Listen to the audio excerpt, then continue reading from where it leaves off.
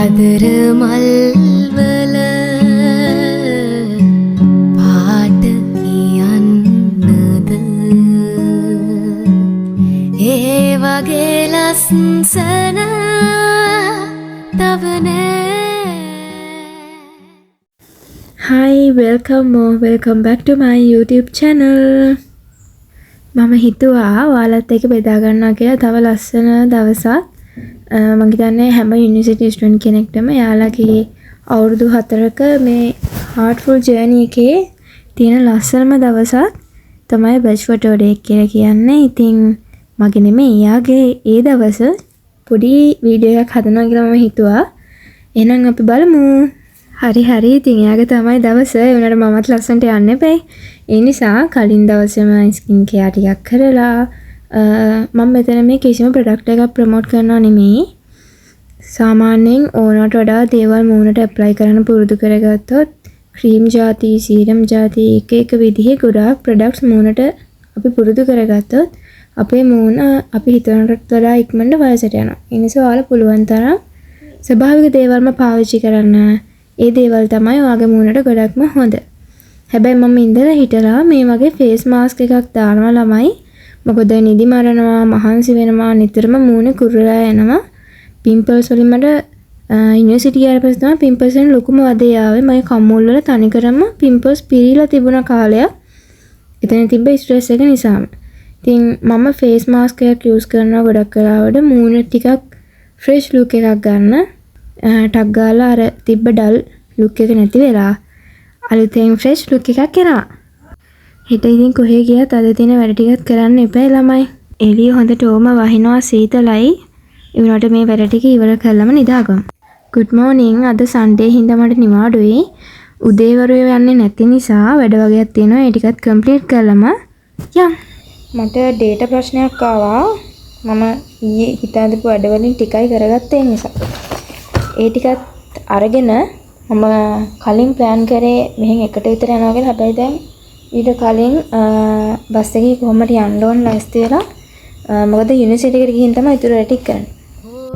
පුරුද්දක් විදිහට මම එළියට බහිනකොට ගේ පොඩ්ඩක් පිළිවෙල කරලා තමයි යන්නේ.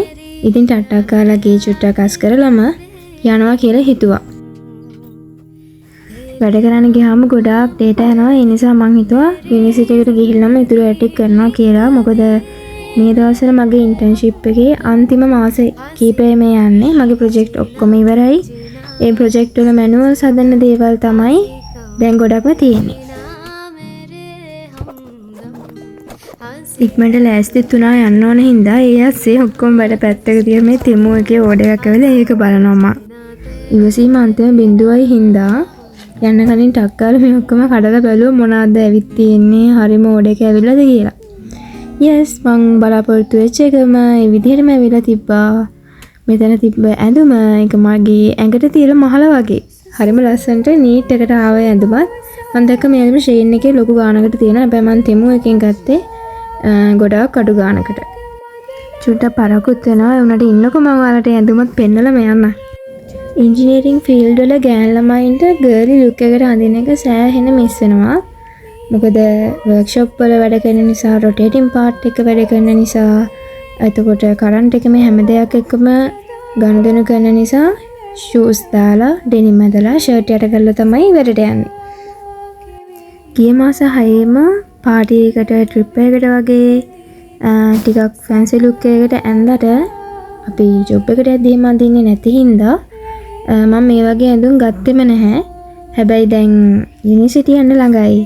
ඒ හින්දා මම හිතුවා මේ ඕඩර් එක දැම්මට පාඩුවක් නැහැ කියලා.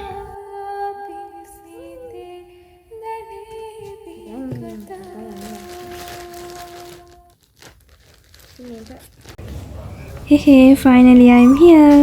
මම හිතන්නේ මම මේ ආවේ මාස කීපයකින් යුනිවර්සිටි එක පැත්තේ. මම එදි ගොඩාක් කට්ටිය ෆොටෝස් ගන්නවා.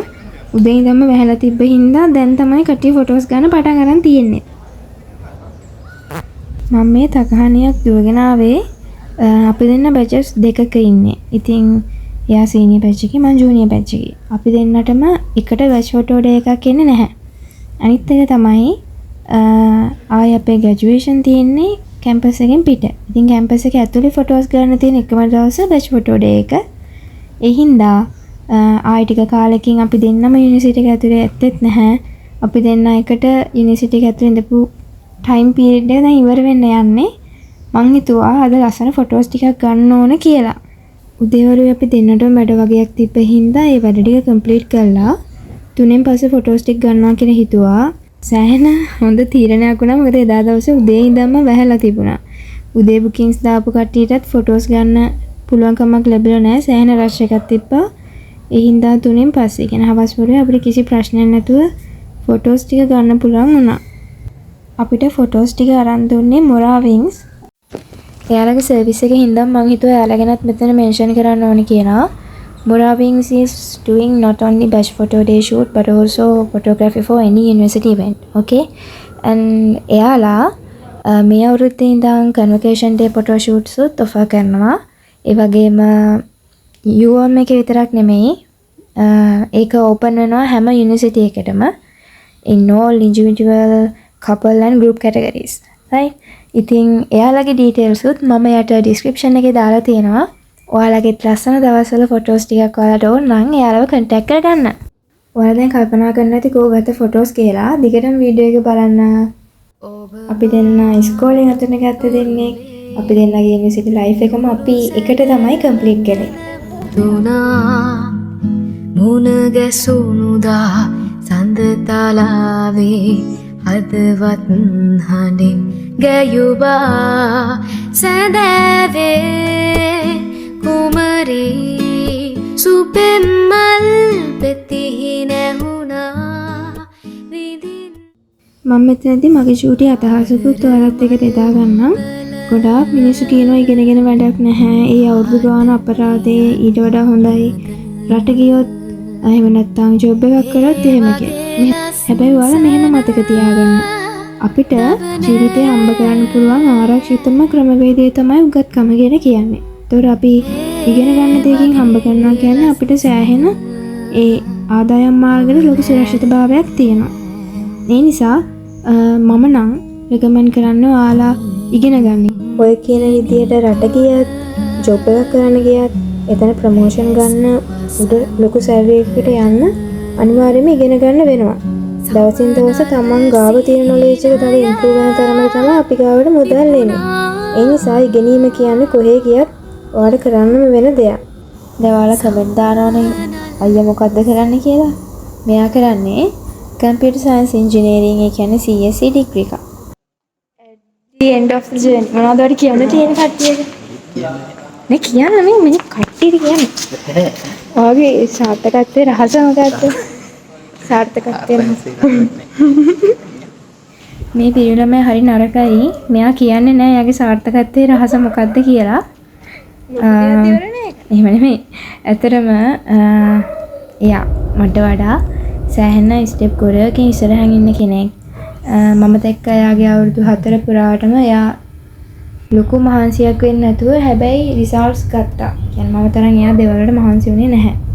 ඉතින් එයාට තියෙන්නේ මට වඩා වෙනස්ම ස්ටෝරි එකක්. මට තියෙන්නේ ඊට වඩා වෙනස් ස්ටෝරි එකක්. ඒ නිසා තමයි මම හැමතිස්සෙම කියන්නේ එක එක්කෙනාගේ එක එක්කෙනාට වැඩ කරන විදිය වෙනස්. එහෙනම් අපේ බැච් ෆොටෝ ඩේ එක ඉවරයි. මේ තියෙන්නේ මන්ඩේ මට වැඩ දවසක්. එදත් උදේ ඉඳන්ම වහිනවා. කම්මැලිකම ඉතින් දැන් වැඩට යන්නත් ඕනේ. එහෙනම් අපි අදට මෙතනින් vlog එක ඉවර කරමු. subscribe කරන්න අමතක කරන්න එපා. බයි කිය. Bye.